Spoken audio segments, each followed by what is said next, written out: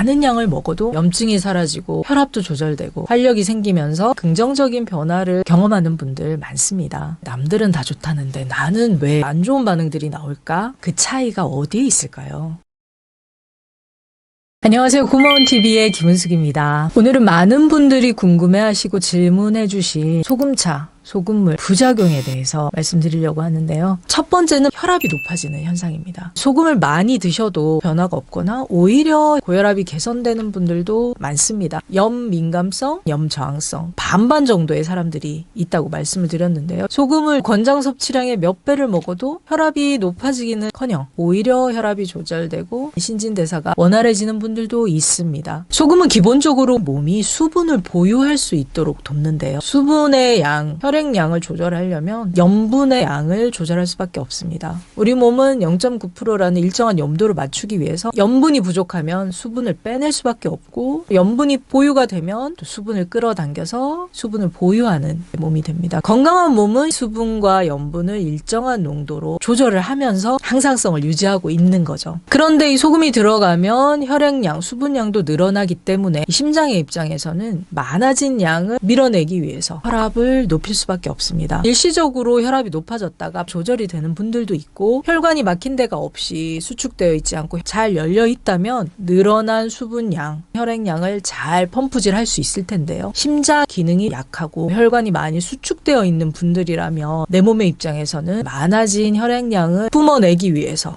압력을 높일 수밖에 없습니다. 대처 능력이 떨어지는 분들은 고혈압 상태가 유지가 될 수 있습니다. 심장이 약했던 분들, 몸이 차서 혈관이 수축이 돼 있던 분들 같은 경우는 혈압을 올려서라도 대처를 할 수밖에 없는 거죠. 이 과정에서 열이 뜨면서 얼굴로 열이 오르거나 얼굴만 붓거나 팔이 저린다든가 날꾹질을 할 수도 있고 혓바늘이 나기도 합니다. 토끼똥 같은 변비가 생길 수도 있고요. 두 번째 나타날 수 있는 반응, 두통이 올 수 있습니다. 혈액량이 많아지는 부분하고도 관련이 있는데요. 과도한 수분으로 인해서 혈압을 높일 수밖에 없고 위쪽으로 기운이 상기가 되면서 얼굴이 붉어지거나 눈이 충혈되거나 가슴이 답답한 그런 증상도 올 수가 있습니다. 세 번째는 위장 기능이 약해질 수 있는데요. 속이 울렁거리고 구토 증상이 나타날 수도 있습니다. 소금은 소화액의 원료가 되고 항균, 항염 작용으로 우리 몸의 유익균을 활발하게 만들어서 소화 흡수를 도와줍니다. 그러나 지나친 소금은 과도한 수분과 함께 위장을 무기력하게 만들 수 있습니다. 수분을 빼낼 수밖에 없죠. 변이 지나치게 물러지거나 설사를 하기도 합니다. 네 번째는 각성 효과로 잠이 안 올 수 있습니다. 적당한 소금차, 소금물은 불면증 없애주고 수면의 질을 높여주는 경우가 많은데요. 야간용 자다가 소변이 마려워서 화장실 간다든가 이런 부분들을 없애주기 때문에 통잠 잔다는 분들이 많습니다. 그러나 소금량이나 소금물이 과도해지면 긴장을 다 풀고 쉬어야 되는데 쉬지 못하고 교감신경이 항진이 되면서 각성 상태, 말똥말똥해지는 상태가 될 수 있습니다. 시험 공부를 한다든가 집중을 해야 될 때는 긍정적인 역할을 하겠지만 숙면을 취해야 되는 경우가 대부분이기 때문에 평상시라면 숙면을 방해할 수도 있습니다. 다섯 번째는 소금의 양이 지나치면 기분이 가라앉거나 심하게 차분해질 수 있습니다. 물과 소금은 수기에 해당이 되고 이 화기를 상징하는 심장의 기운을 누를 수가 있는데요. 화기는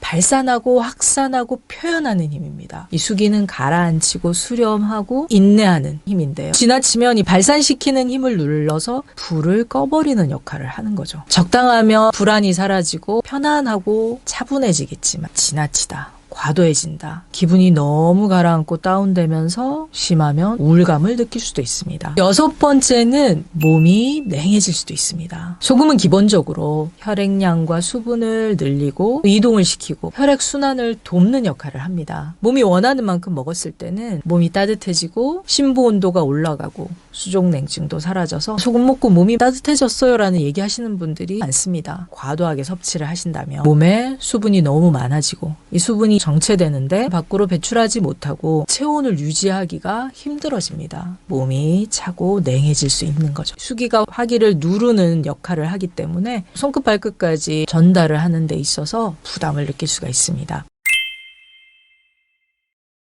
제가 이렇게 말씀드리니까 소금 먹는 들 하나다 이런 생각하시는 분들도 계실 텐데요. 부작용이라고 말씀드린 것들은 누구에게나 다 나타나는 증상이 아닙니다. 내 몸이 원하는 만큼 많은 양을 먹어도 컨디션과 체력이 더 좋아지고 염증이 사라지고 혈압도 조절되고 활력이 생기면서 에너지가 커지는 분들이 많고요. 긍정적인 변화를 경험하는 분들 많습니다. 남들은 다 좋다는데 나는 왜 안 좋은 반응들이 나올까 하는 분들 있을 수 있습니다. 그 차이가 어디에 있을까요? 소금을 만나는 나의 몸인 거죠. 몸이 다 다르기 때문인데 같은 반응이 나올 수가 없습니다. 똑같은 양의 소금을 같은 방식으로 먹는다고 해도 어떤 사람에게는 부족할 수 있고요. 어떤 사람에게는 적당하지만 어떤 사람에게는 과한 양이 될 수 있습니다. 앞에서 말씀드린 부작용은 소금이나 물 자체가 갖는 부작용이라기보다는 내 몸이 원하는 것 이상으로 섭취하셨거나 물과 소금이 필요한 시점이 아닌데도 습관적으로 드셨다던가 맞지 않는 상황인데 드셨다거나 하는 경우입니다. 부작용이라고 말씀드렸지만 내 몸의 입장에서는 과도한 물과 소금으로 인한 불균형을 해소하기 위해서 균형을 맞추기 위해서 작용을 하고 있는 반응이기도 합니다. 부작용들이 나온다면 어떻게 해야 될까요? 섭취량을 줄이거나 농도를 연하게 하는 방법 있습니다. 소금을 먹는 시간대를 바꿔보시는 방법도 있고요. 나에게 맞는 물과 소금의 비율을 조절하면서 적정량과 방법을 찾는 거죠. 오전에 먹었을 때 몸이 힘들고 붓거나 가슴이 답답하다던가 이런 증상 보이는 분들이 있는데요.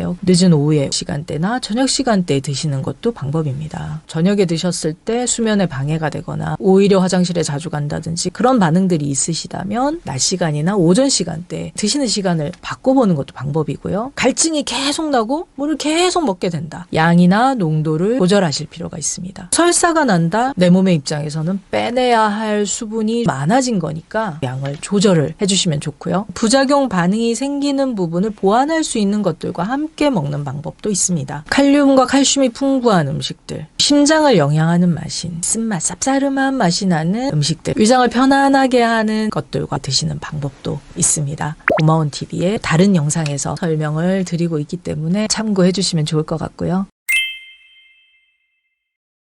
지혜의 상징인 물과 소금, 통계의 기준이 아닌 내 몸이 원하는 만큼의 양, 내 몸이 원하는 방식으로 슬기롭게 챙겨 드셔서 건강하고 생기 가득한 나날 되시기를 기원합니다. 더 유익한 내용으로 찾아뵙겠습니다. 고맙습니다.